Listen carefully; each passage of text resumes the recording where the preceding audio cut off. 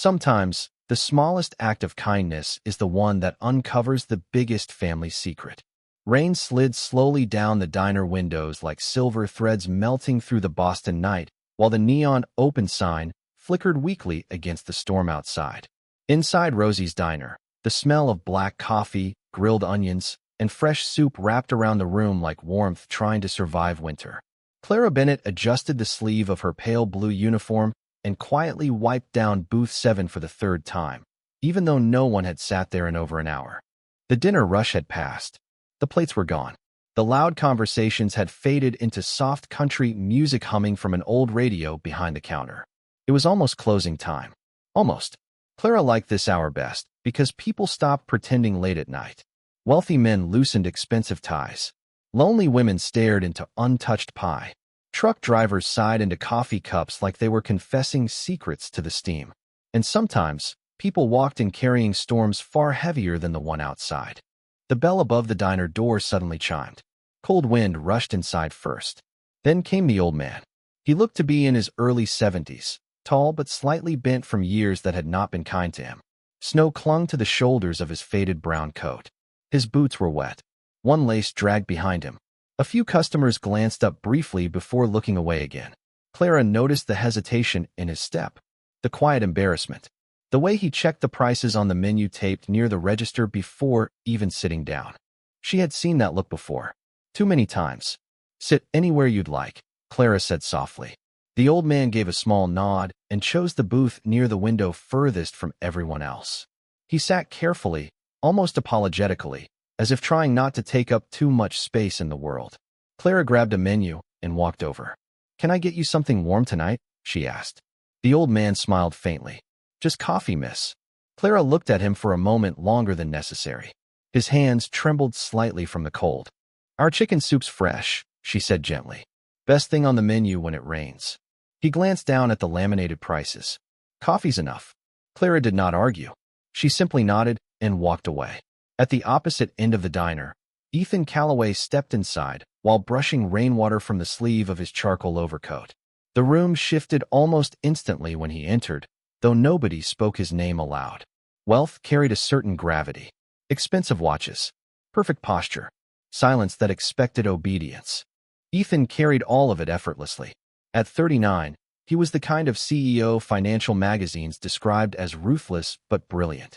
Callaway Holdings owned buildings across Manhattan, investment firms in Chicago, luxury hotels in Miami.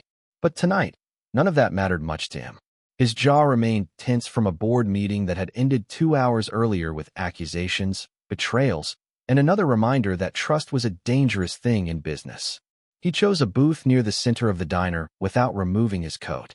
Clara approached with a coffee pot. "Long night?" she asked quietly while filling his cup.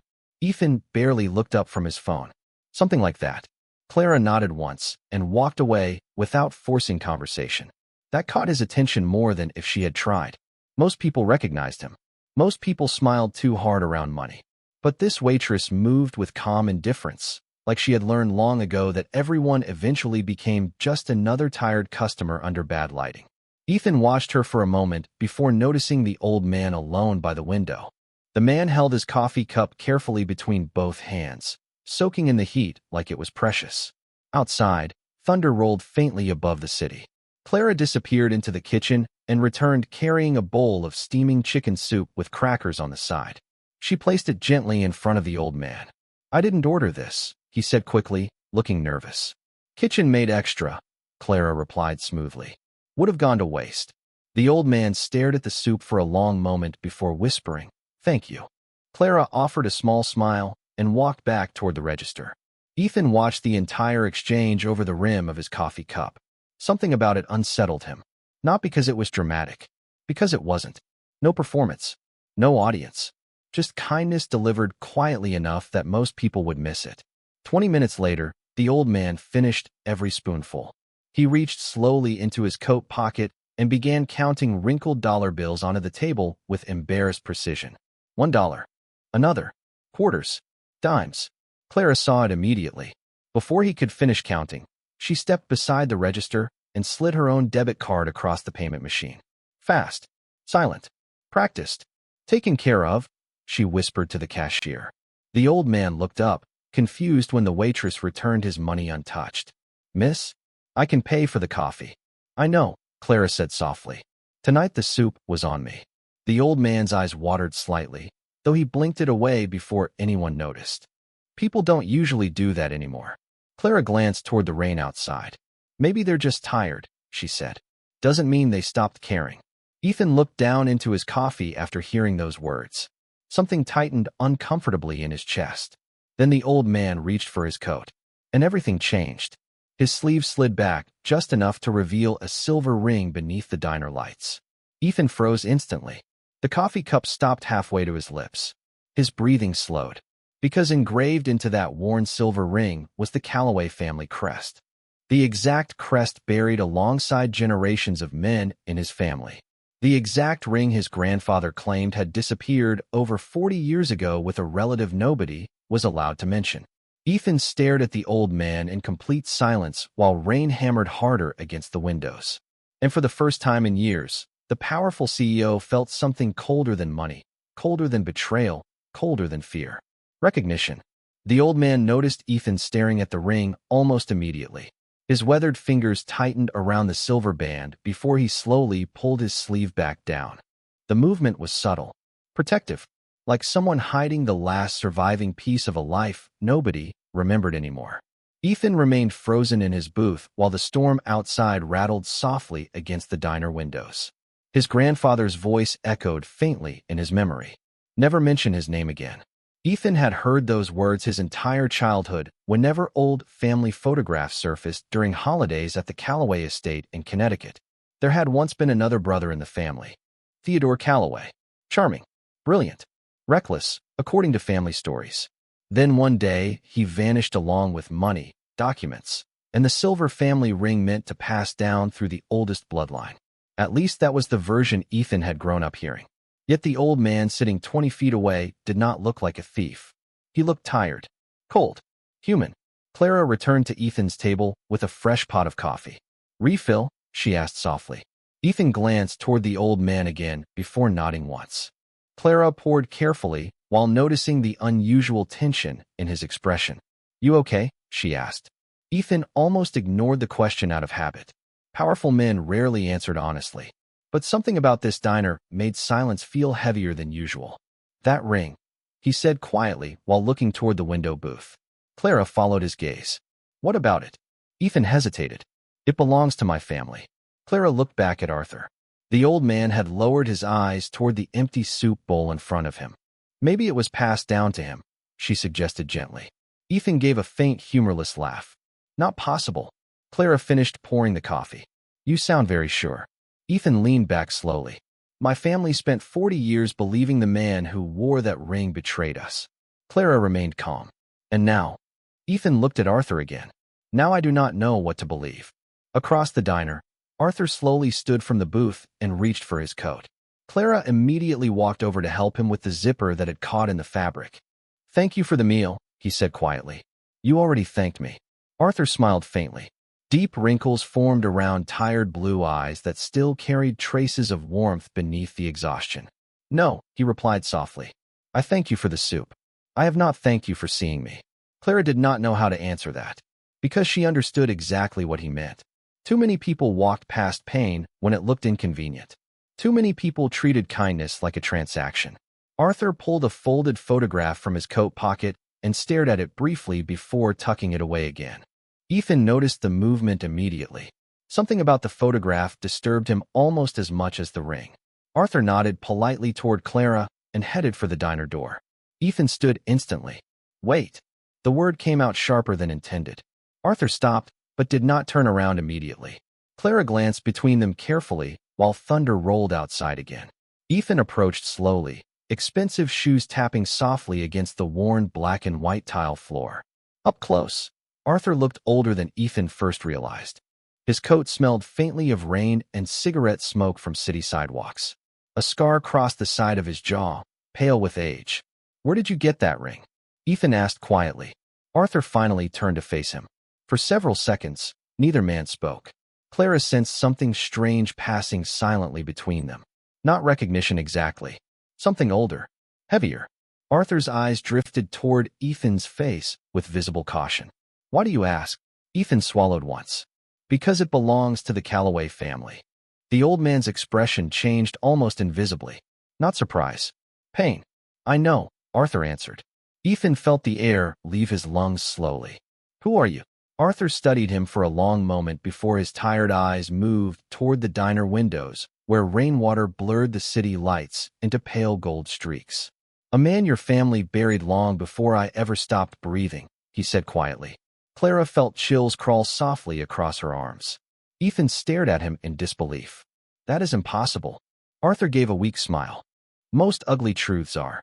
Silence settled heavily between them while the old refrigerator behind the counter hummed softly in the background.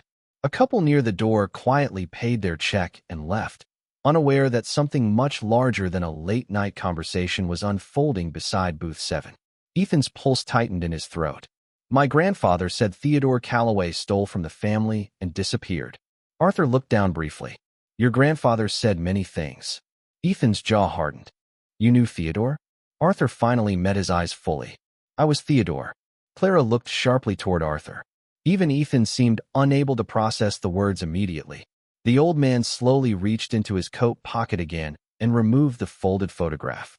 His fingers trembled slightly as he handed it to Ethan. The picture was faded with age. Two boys stood beside a lake house dock smiling into the camera during a bright summer afternoon sometime in the 1960s.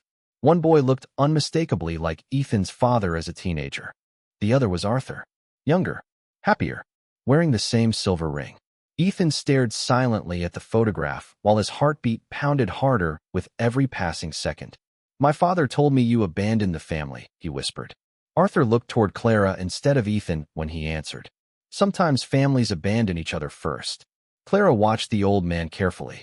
There was no anger in his voice. Only exhaustion that had lasted too long. Ethan looked up slowly. Why come back now? Arthur glanced around the diner quietly. His eyes paused on the warm lights above the counter. The steaming coffee pots. Clara folding napkins beside the register. Because this place used to belong to my mother, he said softly. Clara blinked. Rosie's? Arthur nodded once. Before the city changed. Before greed swallowed everything. Ethan looked around the diner differently after hearing that. The old framed photographs on the walls suddenly felt less decorative, more personal. Arthur moved toward the door again. Good night, Miss Bennet, he said gently. Thank you for reminding an old man what kindness still looks like. Clara offered a quiet smile. Good night, Arthur. Ethan watched helplessly as the old man disappeared into the rain. Then he looked back down at the photograph in his hands while thunder rolled above Boston once more. And for the first time in his life, Ethan Calloway began wondering if the most dangerous lies were not the ones strangers told him, but the ones his own family had protected for generations. The rain had not stopped by the time Rosie's diner finally closed for the night. Water slid down the glass in slow, uneven lines while Clara Bennet stacked coffee cups behind the counter beneath the soft yellow lights. The old radio near the kitchen played a quiet piano melody that almost disappeared beneath the storm outside. Normally, Clara liked silence after midnight. It gave her room to breathe. But tonight the silence felt different. Heavier. Ethan Calloway still sat alone in his booth long after the other customers had gone home. The faded photograph remained in his hands. He had stared at it for nearly 20 minutes without moving much at all. Clara noticed the way powerful people reacted when control slipped away from them. Some became loud. Some became cold. Ethan had become quiet. That worried her more. We are closing in 10 minutes, she said gently while wiping down the counter. Ethan looked up slowly as if returning from somewhere far away. Right. His voice sounded distant. Clara hesitated before speaking again. Do you want another coffee? Ethan glanced toward the empty booth by the window where Arthur had been sitting earlier. No, he answered softly. I think I have had enough for one night. Clara nodded and continued working while Ethan folded the old photograph carefully and slid it into the inside pocket of his coat. He stood slowly, staring around the diner again with unfamiliar eyes. The old framed pictures on the walls suddenly mattered now. Black and white photographs of smiling waitresses from decades earlier. A younger woman standing beside the original Rosie's neon sign sometime in the 1970s. A newspaper clipping yellowed with age. Ethan stepped closer to the wall near the register. "Who owns this place?" he asked quietly. Clara looked over. "Mr. Marino." Ethan pointed toward one of the old photographs. "How long has the diner been here?" Clara followed his gaze. "Almost 50 years, I think." "What?" Ethan studied the smiling woman in the photograph. She wore an apron and cat-eye glasses while holding a pie in front of the original counter. Beneath the frame sat a small brass plaque. "Rosie Hale, founder." Ethan felt his chest tighten unexpectedly. "Hale. Arthur Hale." Clara noticed the shift in his expression. "You okay?" she asked again. Ethan gave a faint nod that did not fully convince either of them. "The old man tonight," he said carefully. "Arthur Hale. He said this place belonged to his mother." Clara glanced toward the photograph once more. "Maybe it did." Ethan lowered his eyes briefly. "My family erased him." Clara stopped wiping the counter. The honesty in his voice surprised her. Wealthy men usually protected family reputations like guarded vaults. But Ethan looked less like a billionaire now and more like someone trying to solve a wound he had inherited without understanding. "Maybe families do that sometimes," Clara said quietly. "Hide the parts that make them uncomfortable." Ethan looked at her carefully for the first time all night. "You say that like experience." Clara gave a small tired smile. "Everyone has something they stopped talking about." For a moment neither spoke. The storm softened slightly outside. A passing taxi sprayed rainwater along the curb beneath the flickering streetlights. Ethan noticed Clara rubbing her wrist absent-mindedly while organizing receipts. "You should probably go home," he said. "It is late." Clara laughed softly under her breath. "That is usually my line." Ethan almost smiled. Almost. Then his phone buzzed sharply against the table. The screen lit up with a familiar name. Richard Calloway. His father. Ethan stared at it for several seconds before answering. "What?" he said flatly. Clara turned away politely, pretending not to listen while finishing the register count. Richard's voice came through sharp, even from several feet away. "Where are you?" "Boston." I asked where exactly.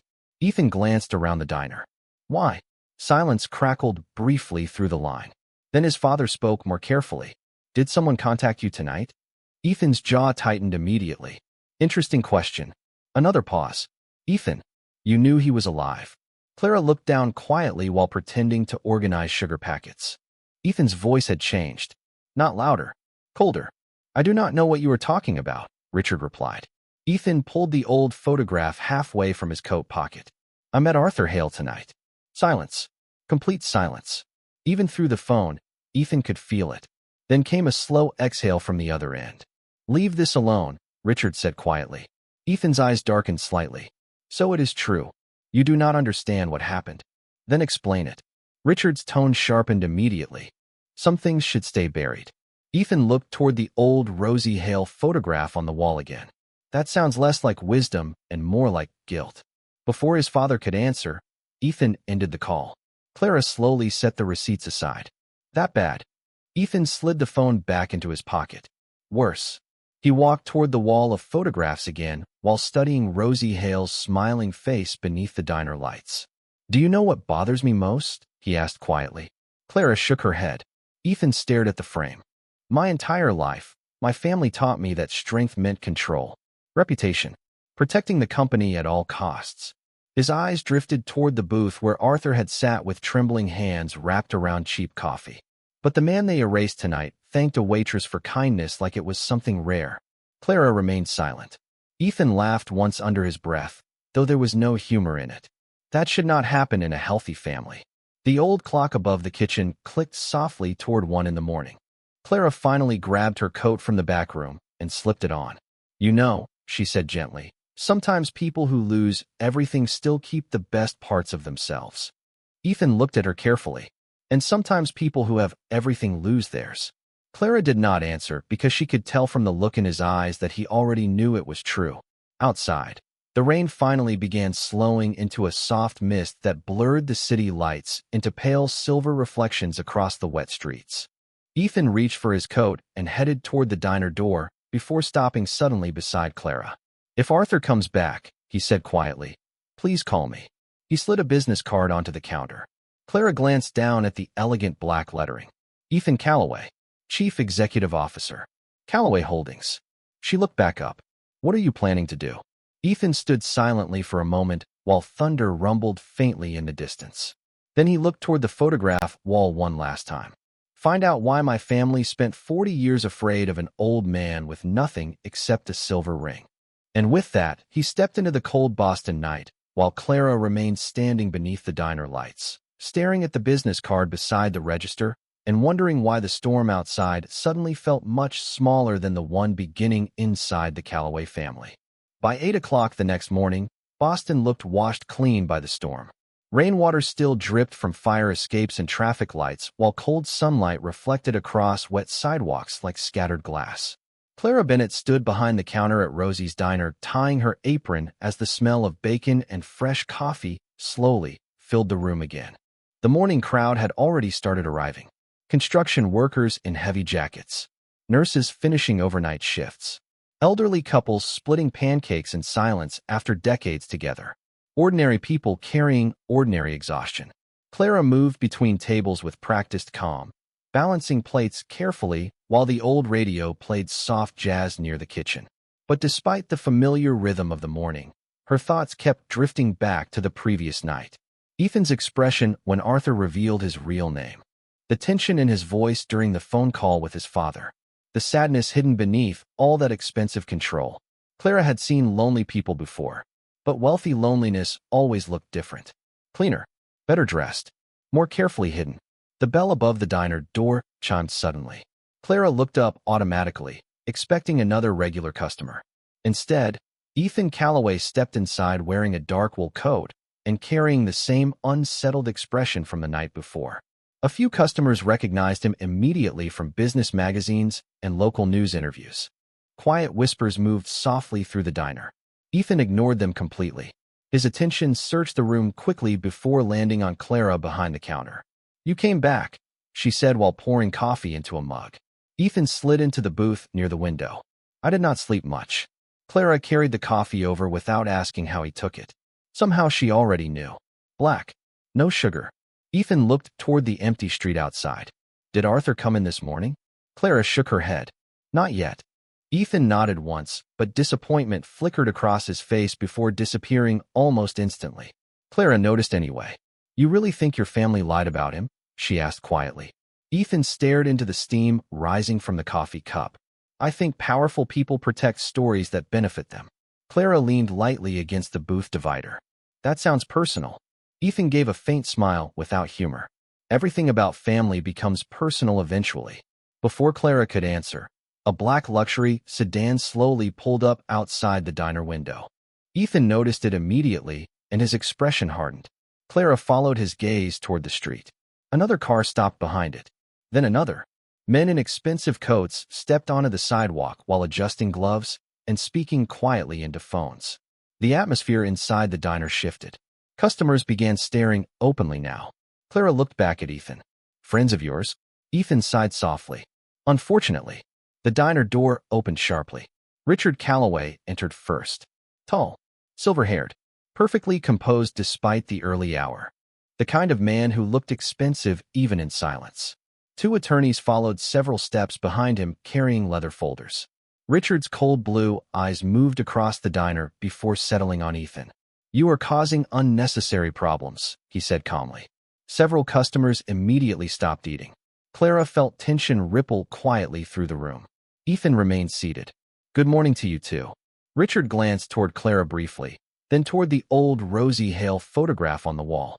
His jaw tightened almost invisibly. "We should speak privately." Ethan leaned back slowly. No, Richard's voice remained controlled. "This conversation does not belong in a diner." Clara crossed her arms lightly. "Funny, considering your family history apparently does."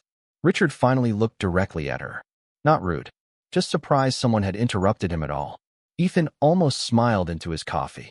Richard removed his gloves carefully before sitting across from his son. "You do not understand the full story." Ethan's eyes sharpened instantly. "Then tell me." Richard lowered his voice slightly. "Arthur Hale manipulated people for years, including your grandfather."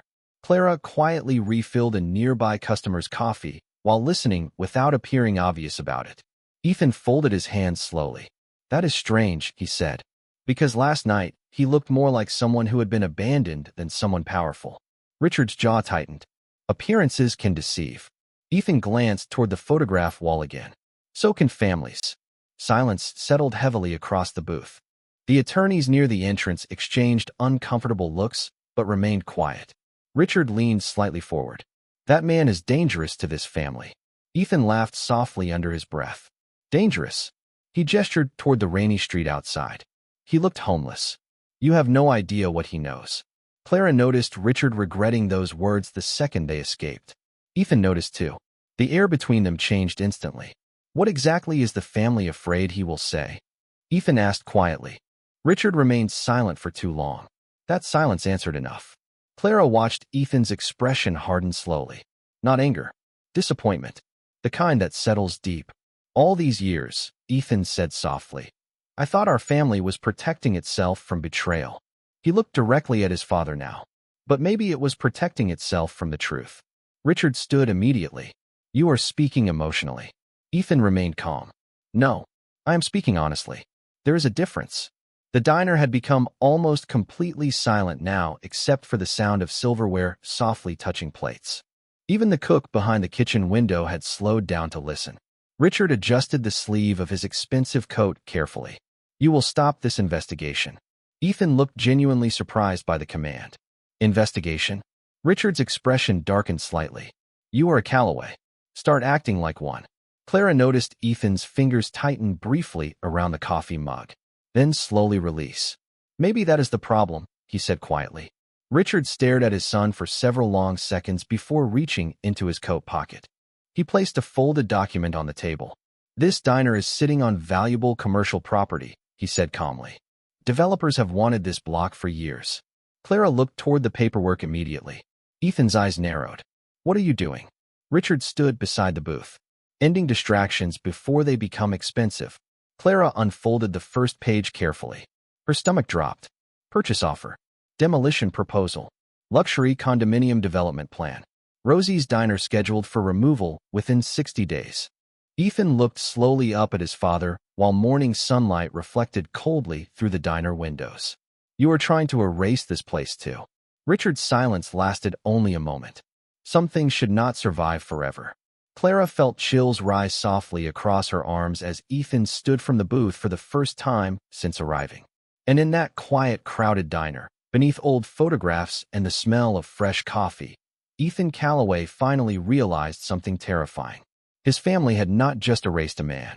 They had spent 40 years erasing every trace that proved he ever belonged there at all. The diner remained silent long after Richard Calloway and the attorneys walked back out into the cold Boston morning. The black luxury sedans disappeared down the wet street one by one, leaving behind nothing except the smell of expensive cologne and tension that still clung to the room like smoke after a fire. Ethan stood near the booth, without moving while Clara continued holding the demolition proposal in trembling fingers. Outside, sunlight broke weakly through gray clouds, reflecting across puddles beside the curb. Inside Rosie's diner, nobody seemed to know what to say. An older truck driver near the counter quietly removed his baseball cap and muttered, "That is a damn shame." A nurse sitting beside the window folded her newspaper slowly. My husband proposed to me in this diner 30 years ago. Clara looked around the room as customers began speaking softly among themselves. Memories lived here. First dates, birthday breakfasts, midnight coffees after funerals. Rosie's was not just another building squeezed between newer developments. It was one of the last places in the neighborhood where people still looked each other in the eye long enough to ask how life was treating them. Ethan slowly sat back down in the booth and rubbed a hand across his face. For the first time in years, he looked exhausted in a way sleep could not fix. Clara carefully folded the paperwork and placed it on the counter. Did you know about this? She asked quietly. Ethan shook his head immediately. No, Clara studied him for a moment. But your family did. Ethan looked toward the old Rosie Hale photograph again.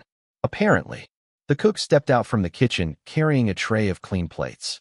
Frank Marino had owned Rosie's for almost 15 years after buying it from the original founder's daughter during difficult financial times. He was in his late 60s now, broad-shouldered with tired eyes and flour permanently dusted across his apron. I wondered when the developers would show up again, Frank muttered quietly. Clara turned sharply. Again? Frank nodded while setting the plates down beside the counter. Callaway Holdings has been trying to buy this block for years. Ethan looked up immediately. What? Frank shrugged heavily. Every few months somebody offers more money. Clara stared at Ethan in disbelief. Ethan's voice lowered. I never approved that. Frank gave him a sad smile. Rich families own too many companies for one man to notice every decision. Ethan looked down at the untouched coffee growing cold beside him. Clara suddenly understood something important. Ethan had inherited power without fully understanding what that power had been doing in his name. Frank leaned against the counter slowly. Rosie Hale built this diner with her husband in 1974, he said quietly. Back when this neighborhood was full of dock workers and musicians. His eyes drifted toward the photograph wall. Her son used to help wash dishes here after school. Ethan's heartbeat slowed heavily in his chest. Arthur. Frank nodded once. Smart kid. Quiet. Always reading books between tables. Clara listened carefully while stacking napkins near the register. What happened to him? Frank sighed. Depends which version of the story you believe. Ethan looked up sharply. Frank lowered his voice slightly. Rosie used to say the Callaways promised Arthur opportunities because he was brilliant with numbers. Said one of the sons became close with him. Ethan swallowed slowly. Theodore and Richard. Brothers once. Rivals later. Frank continued carefully. Then one day Rosie stopped smiling much. Arthur disappeared. And not long after that, developers started circling this neighborhood like sharks. Clara noticed Ethan staring at the floor now, lost somewhere deep inside thoughts he clearly did not like. My father always said Theodore betrayed the family financially. Ethan murmured quietly. Frank laughed softly under his breath. Funny thing about powerful people. Ethan looked up. Frank wiped his hands on his apron. They usually tell the story first. Silence settled over the diner again. The old clock ticked softly above the kitchen doorway. Somewhere outside, a police siren echoed faintly through downtown traffic. Clara moved beside Ethan's booth and placed a fresh cup of coffee in front of him without asking. Ethan looked at it for several seconds before speaking quietly. Why are you being kind to me? Clara blinked slightly. What? Ethan looked genuinely confused. Your diner might disappear because of my family. Clara leaned lightly against the booth. You did not send those papers. Ethan gave a faint bitter smile. No, just my last name. Clara glanced toward the window where morning light reflected softly against the wet glass. People are not always responsible for what they inherit, she said gently. Only for what they choose to do with it. Ethan stared at her carefully after hearing that. No one in his world spoke like Clara Bennett. Boardrooms were full of strategy, leverage, acquisitions, risk calculations. But this waitress standing beneath old diner lights somehow spoke with more honesty than most executives he had known his entire life. Before Ethan could answer, the diner door chimed again. Cold air rushed inside. Clara turned automatically toward the entrance. Arthur Hale stood there once more. The old man looked surprised to find the diner so quiet. His eyes slowly moved across the room before landing on Ethan seated near the window. Then he noticed the folded demolition proposal resting beside the register. Arthur's expression changed immediately. Not shock. Recognition. Like someone seeing an old wound reopen exactly where he expected it would. Frank straightened quietly behind the counter. Arthur. Arthur gave a faint nod toward him. Frank. Clara noticed something heartbreaking then. Nobody in the room looked at Arthur like a stranger anymore. They looked at him like someone returning home after being gone far too long. Arthur removed his wet coat carefully and glanced toward the paperwork again. So, he said softly, they finally decided to finish the job. Ethan slowly stood from the booth. What does that mean? Arthur looked around Rosie's diner one long time before answering. 40 years ago, your father promised my mother this place would survive. His tired blue eyes drifted toward the old photographs on the wall. Then he spent the next 4 decades trying to erase every reminder we ever existed. Clara felt chills rise softly across her arms while Ethan stood completely still beneath the morning light. Because deep down, before Arthur even said another word, Ethan already knew something terrible was coming. And somewhere between the smell of coffee and old memories hanging quietly inside Rosie's diner, the truth his family had buried for decades was finally beginning to breathe again. Arthur Hale stood quietly near the diner entrance while morning sunlight filtered through the windows behind him, turning the drifting steam from fresh coffee into pale ribbons of gold. Nobody in Rosie's diner moved much. Even the usual sounds of breakfast had softened into silence. Forks rested halfway above plates. Coffee cups remained untouched. People sensed something important unfolding, even if they did not fully understand it yet. Arthur slowly removed his gloves and walked toward the photograph wall near the register. His eyes lingered on Rosie Hale's smiling face beneath the old brass plaque. For a brief moment, the years seemed to disappear from him. She used to stand right there every morning at 5, he said softly, always humming while making pie crust. Frank smiled faintly behind the counter. Apple cinnamon every Thursday. Arthur nodded. And blueberry on Sundays because church people tipped better after feeling guilty. A few quiet laughs moved gently through the diner. Even Clara smiled. Ethan remained standing near the booth, watching Arthur carefully. It struck him then how different reality felt from the stories he had inherited. His family had described Theodore Calloway as manipulative, dangerous, ruthless. But the old man standing beneath Rosie Hale's photograph looked more broken than threatening. Arthur touched the edge of the frame gently with weathered fingers. My mother loved this place more than anything. His voice lowered slightly. She believed feeding people mattered. Clara glanced toward him softly. It still does. Arthur looked at her then. Really looked at her. Something in his expression changed for just a second. A flicker of memory. You remind me of her sometimes, he said quietly. Clara blinked in surprise. Your mother? Arthur nodded. Always noticing people nobody else saw. Ethan slowly stepped closer. Arthur, he said carefully, what did my family do to you? The diner became still again. Arthur's tired eyes drifted toward the windows where traffic moved slowly through wet Boston streets. For several moments he did not answer. Then finally he pulled out one of the old wooden chairs and sat down heavily near the counter. Your grandfather had 2 sons, Arthur began softly. Richard and Theodore Calloway. Ethan swallowed once. Hearing the names spoken aloud felt strange. Forbidden almost. Arthur continued quietly. Richard was disciplined. Ambitious. Everything your grandfather admired. A faint bitter smile crossed his face. I was the other one. Clara poured fresh coffee into a mug and set it gently beside Arthur without interrupting him. Arthur nodded his thanks before continuing. But your grandmother loved me because I listened. Ethan leaned lightly against the booth behind him. Listen to what? Arthur stared into the coffee for a moment. People. His voice remained calm. The dock workers. The waitresses. The janitors. The men unloading shipments at 3 in the morning while wealthy executives slept. Clara understood immediately. Arthur had not failed the family because he was weak. He had failed because he cared about the wrong people. Arthur exhaled slowly. Back then, your grandfather wanted to buy half this neighborhood. Cheap. Frank folded his arms tightly beside the counter.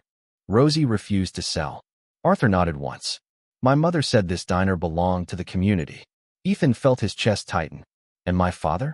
Arthur's eyes darkened slightly. Richard believed sentiment made people poor. The old clock ticked softly overhead while Arthur continued speaking. Your father made deals quietly. Pressured small businesses. Bought property through shell companies. Ethan lowered his eyes. He recognized those tactics. Calloway Holdings still used versions of them today. Arthur looked toward the photograph wall again. One night, I discovered documents proving Richard planned to force several local businesses out through fraudulent tax penalties. Clara felt chills rise softly across her arms. Ethan stared at Arthur silently. I confronted him, Arthur said. I told him I would expose everything. Frank muttered under his breath. And then suddenly you disappeared. Arthur gave a weak smile without humor. Funny how that happened. Ethan's voice lowered carefully. What really happened? Arthur finally looked directly at him. Your father framed me for embezzlement. Silence. Heavy. Cold. A spoon slipped from someone's hand near the counter and clattered softly against the floor. Arthur continued quietly. He transferred money into accounts under my name. Convinced your grandfather I betrayed the family. Ethan shook his head slowly, as if refusing to believe it. No. Arthur reached into his coat pocket and removed several folded papers worn thin with age. Bank statements. Property agreements. Letters. I kept everything. Ethan carefully took the documents into trembling hands. Official Calloway signatures covered the pages, including Richard's. Clara watched Ethan's face lose color while he read. My grandfather knew? Arthur looked down at the coffee cup. I think part of him did. Ethan's throat tightened painfully. Then why protect Richard? Arthur laughed softly to himself. Because wealthy families do not fear evil as much as they fear scandal. Nobody spoke after that. Outside, sunlight faded briefly behind another passing cloud. Arthur leaned back in the chair slowly, exhaustion settling visibly into his shoulders. After the accusations, my mother became sick. His voice almost cracked then, but steadied again. The stress destroyed her. Frank lowered his eyes respectfully. Arthur looked around Rosie's diner carefully. She died believing she failed to protect this place. Clara's chest tightened painfully hearing that. Ethan stared down at the documents, still trembling slightly in his hands. For the first time in his life, he realized the empire carrying his family name might not have been built on brilliance alone. It might also have been built on betrayal buried carefully beneath polished marble offices and billion-dollar deals. Arthur noticed the conflict in Ethan's expression immediately. "You are not your father," he said quietly. Ethan looked up slowly. Arthur gave him a tired smile. "But you will become him if you keep protecting lies because they are convenient." Those words landed harder than anything else that morning. Clara saw it happen in real time. The shift, the fracture. Ethan Calloway had spent his life believing power meant defending the family legacy no matter the cost. But sitting inside Rosie's diner beside old photographs and fading memories, he was finally beginning to understand something his world had forgotten long ago. Some legacies deserved to collapse. The rest of the morning passed beneath a strange silence inside Rosie's diner. Customers still came and went, but conversation stayed softer than usual, as if everyone instinctively understood they were standing near something fragile. Something old. Clara Bennett moved carefully between tables carrying plates of eggs and toast while occasionally glancing toward the corner booth, where Ethan and Arthur now sat across from each other beneath the faded diner lights. The stack of old documents rested between them untouched for several minutes. Neither man seemed ready to speak first. Outside, the clouds had begun breaking apart completely, letting cold winter sunlight spill across the wet sidewalks of Boston.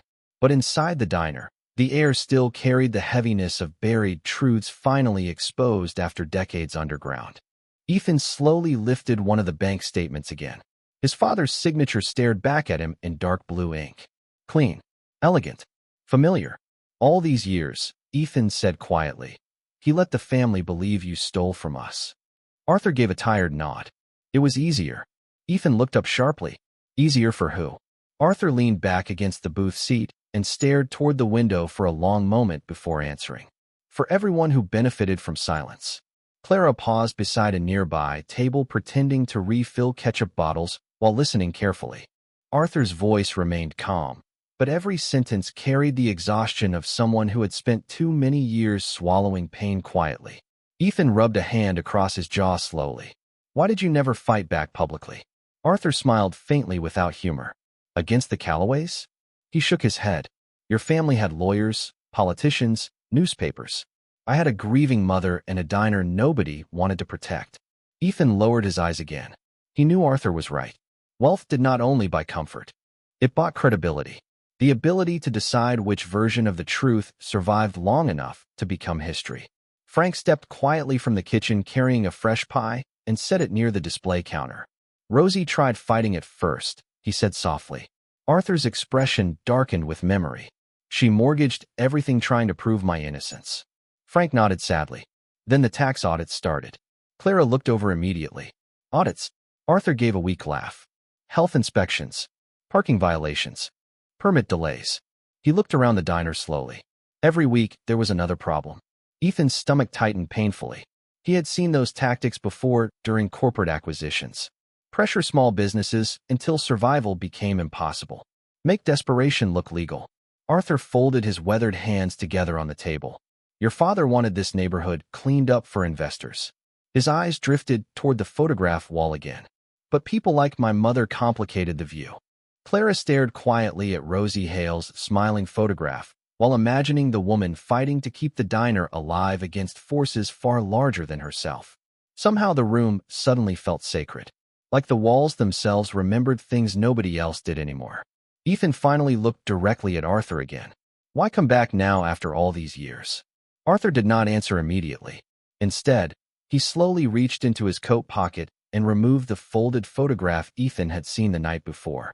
This time he placed it carefully onto the table between them. Clara stepped closer without realizing it. The photograph was old and faded around the edges. Rosie Hale stood in front of the diner beside two young men. One was Arthur as a teenager. The other was Richard Calloway, younger, smiling. His arm rested casually around Arthur's shoulder like they had once truly loved each other as brothers. Ethan stared at the image in disbelief. He looked happy. Arthur's tired eyes softened slightly. He was. Silence followed quietly, the kind that hurts more than shouting ever could. Arthur traced one finger gently across the photograph. People are not born cruel, Ethan. His voice lowered almost to a whisper. Sometimes they become cruel one compromise at a time. Ethan swallowed hard after hearing that, because deep down he knew exactly what Arthur meant. He had spent years making decisions in boardrooms that sounded logical on paper, but quietly damaged people whose names he never learned. Layoffs, closures, neighborhood buyouts. Always justified, always efficient. Clara noticed the realization spreading slowly across Ethan's face. Not just guilt, recognition. Arthur looked toward the diner windows where sunlight now reflected warmly against the glass. Your father and I used to sit in this very diner after school, he said softly, dreaming about changing the world. Frank smiled sadly behind the counter. Rosie used to throw you both out when you stayed too late. Arthur laughed quietly under his breath. The sound surprised everyone because it carried genuine warmth for the first time. She always said ambition was fine as long as it still left room for kindness. Ethan stared down at the photograph again. What happened to him? Arthur's smile faded slowly. Richard fell in love with winning. Those words lingered heavily in the air. Clara understood then why Arthur had returned. Not for revenge, not for money. He had come back because he wanted someone in the Calloway family to remember who they used to be before power hollowed them out completely. Suddenly the diner door opened sharply again. Cold air rushed inside, carrying the smell of wet pavement and traffic. Everyone turned instinctively toward the entrance. A young man in a dark business suit stepped inside, holding a leather portfolio tightly against his chest. Nervous energy surrounded him immediately. He looked barely 30. Mr. Calloway? Ethan stood slowly. Yes. The young man approached carefully while glancing uneasily toward Arthur. My name is Daniel Mercer. I work in legal archives for Calloway Holdings. Ethan frowned slightly. What is this? Daniel swallowed hard. I heard what happened this morning. He held out the portfolio with trembling hands. There are documents your father ordered sealed years ago. Arthur's expression changed instantly. Ethan slowly took the portfolio and opened it carefully. Inside rested dozens of old letters, financial records, and property transfers. At the very top sat one handwritten note dated 40 years earlier in Richard Calloway's unmistakable handwriting. Ethan read the first line silently before all color drained from his face. Clara watched his fingers tighten around the page. Arthur closed his eyes briefly like he already knew what the letter said before Ethan even spoke aloud.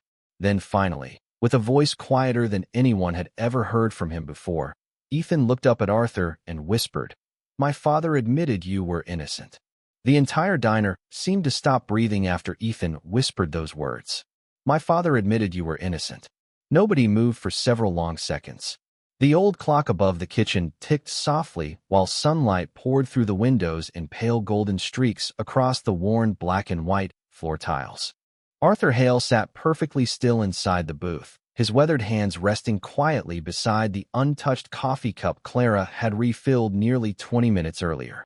His tired blue eyes remained fixed on the old handwritten note trembling slightly in Ethan's hands. Clara stood near the register unable to look away. Even Frank had frozen beside the pie counter, flour still dusting his apron sleeves. Daniel Mercer shifted nervously near the entrance like a man already regretting the decision to walk through the diner door that morning. Ethan slowly lowered himself back into the booth while continuing to stare at the letter. The handwriting was unmistakable. Richard Calloway's sharp, elegant penmanship stretched across the yellowed page with painful clarity. Theodore is innocent. The accounts were altered under my instruction. Father can never know the truth. Ethan swallowed hard. The words felt heavier than paper. Arthur finally exhaled slowly after what felt like an entire lifetime. I wondered if he ever wrote it down, he said quietly. Ethan looked up sharply. You knew? Arthur gave a faint, tired smile. Richard always needed to confess eventually, just never publicly. Clara noticed something heartbreaking then. Arthur did not sound angry anymore, only sad, like he had spent so many years carrying betrayal that it had eventually become too heavy to hate properly. Ethan carefully opened the rest of the portfolio. More letters, financial records, internal memos. Several pages carried legal instructions ordering evidence sealed indefinitely under executive authority. Ethan recognized his father's signature over and over again. Each page chipped away another piece of the family legacy he had defended his entire life. Why would he keep this? Ethan whispered almost to himself. Daniel finally spoke from near the entrance. Your father ordered everything hidden in a private archive beneath the original Callaway offices in Manhattan. Ethan looked toward him. Daniel swallowed nervously. He visited the files every year himself. Arthur lowered his eyes slightly after hearing that. Clara noticed his fingers tighten gently around the coffee mug for warmth. Ethan stared down at the documents again. He kept proof of your innocence locked away for 40 years. Arthur nodded faintly. Guilt is strange like that. Silence settled heavily through the diner once more. Outside, the city continued moving normally. Cars passed. Pedestrians hurried along sidewalks. Somewhere nearby, a dog barked faintly in the distance. But inside Rosie's diner, time itself seemed to have slowed beneath the weight of buried truth finally reaching daylight. Ethan looked directly at Arthur now. You could destroy my father with this. Arthur surprised everyone by shaking his head immediately. I did not come back for revenge. Clara believed him instantly. Revenge usually sounded sharp. Arthur sounded tired. Ethan glanced around the diner slowly. Then why now? Arthur looked toward Rosie Hale's photograph again, sunlight warming the old brass frame softly. Because I heard they planned to tear this place down. His voice lowered gently. And I could not let my mother disappear twice. Clara felt her chest tighten painfully hearing that. Frank quietly removed his glasses and rubbed his eyes near the counter. Ethan leaned back slowly in the booth while processing everything. All his life, he had believed strength meant loyalty to the family name. Protect the company. Protect the image. Protect the legacy. But sitting across from Arthur Hale now, Ethan realized something terrifying. The strongest person in the room was not the billionaire with power. It was the old man who had survived losing everything without becoming cruel himself. Clara moved quietly toward the booth carrying fresh pie, plates none of them had asked for. You should eat something, she said softly. Ethan looked at her with faint disbelief. At a moment like this? Clara set the pie down gently anyway. People still need food while their lives fall apart. Arthur laughed softly under his breath. Genuine this time. The sound warmed the diner more than the sunlight had all morning. Ethan stared at Clara for a moment longer than necessary. There was something almost impossible about her calmness. She treated billionaires and homeless men with the exact same quiet dignity. No performance, no agenda, just kindness offered naturally like breathing. Ethan suddenly understood why Arthur trusted her so quickly. Clara sat briefly across from them, while the diner remained unusually quiet around the unfolding conversation. So what happens now? She asked carefully. Ethan lowered his eyes toward the documents again. I confront my father. Arthur immediately shook his head. No, Ethan frowned. No. Arthur leaned forward slightly. Richard will protect the company before he protects truth. His tired eyes met Ethan's steadily. And powerful men become dangerous when their image starts collapsing. Ethan looked away briefly because deep down he knew Arthur was right. He had watched corporate executives destroy reputations to protect stock prices before. Clara quietly folded her hands together on the table. Then maybe this is not about exposing him publicly. Both men looked toward her. Clara glanced around Rosie's diner softly. Maybe it is about finally telling the truth where it matters most. Arthur studied her carefully after hearing that. Then slowly, almost emotionally, he nodded. Your mother would have liked her, he whispered toward Rosie's photograph. Clara looked down shyly for the first time all morning. Ethan noticed it immediately. The diner door chimed softly as another customer entered, breaking the fragile silence for a moment. Life continued. Coffee poured. Plates clinked. But everything had changed now.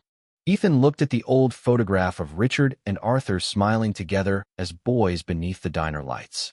Brothers once, enemies later. And suddenly he saw something he had never understood before.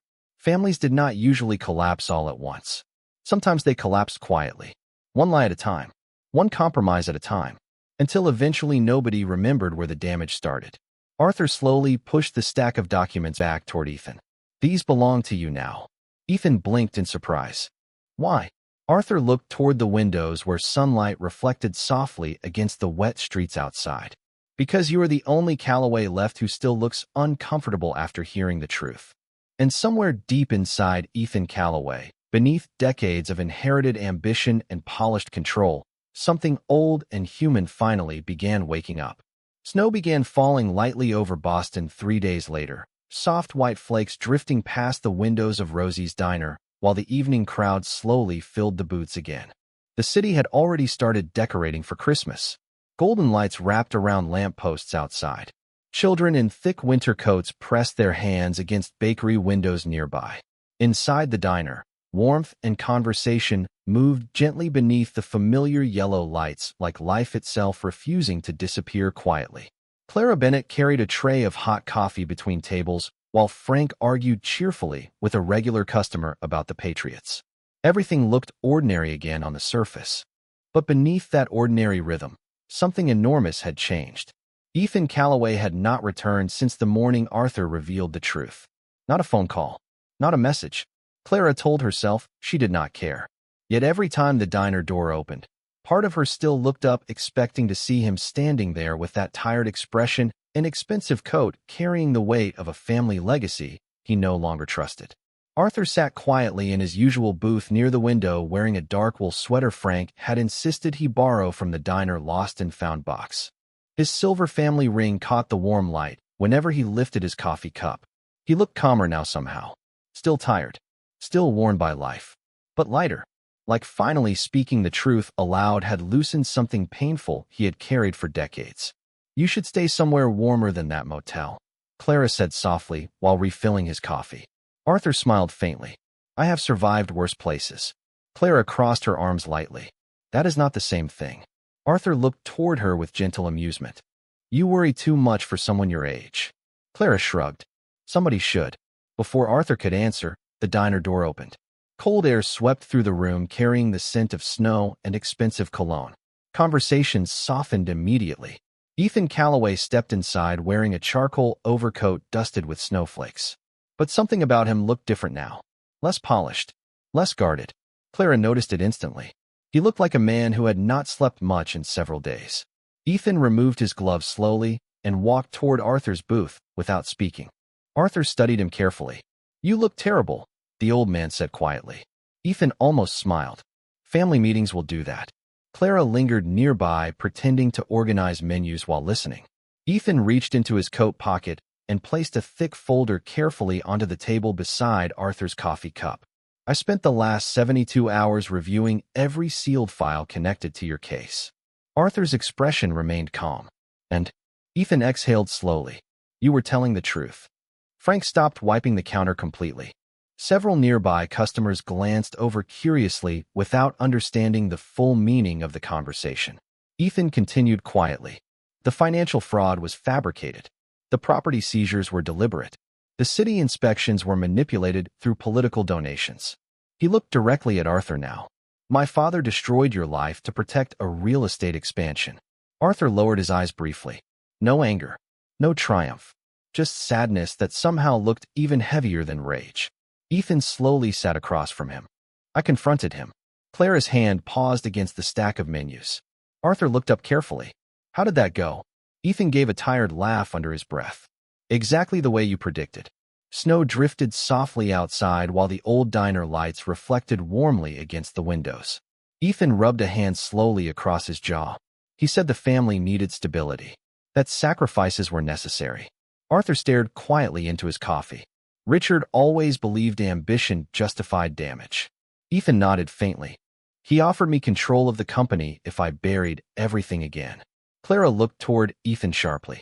And Ethan met her eyes for a brief moment. I resigned. Silence spread across the diner. Even Frank looked stunned. Arthur blinked slowly. You walked away from Calloway Holdings?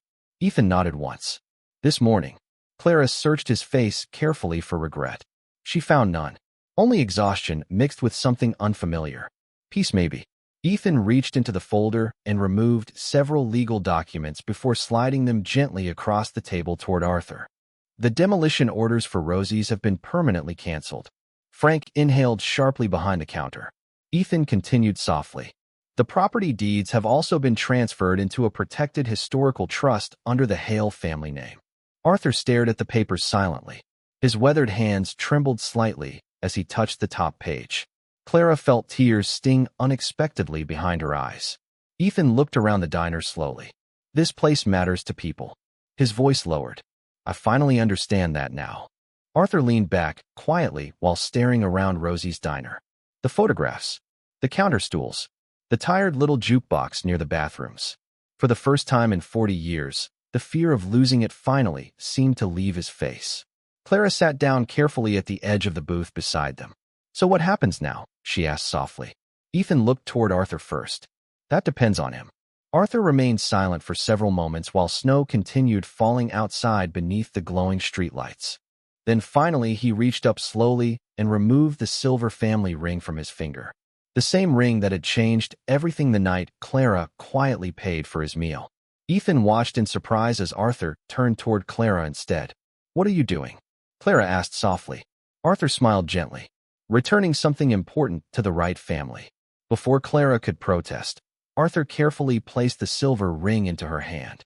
Warm diner light reflected softly across the worn engraving inside the band. To my brother. Forever a Calloway. Clara looked stunned. I cannot take this. Arthur closed her fingers gently around it. Yes, you can. His tired blue eyes softened warmly. Because you reminded this family what kindness looks like before power ruined it. Ethan looked at Clara then. Really looked at her. Not as a waitress.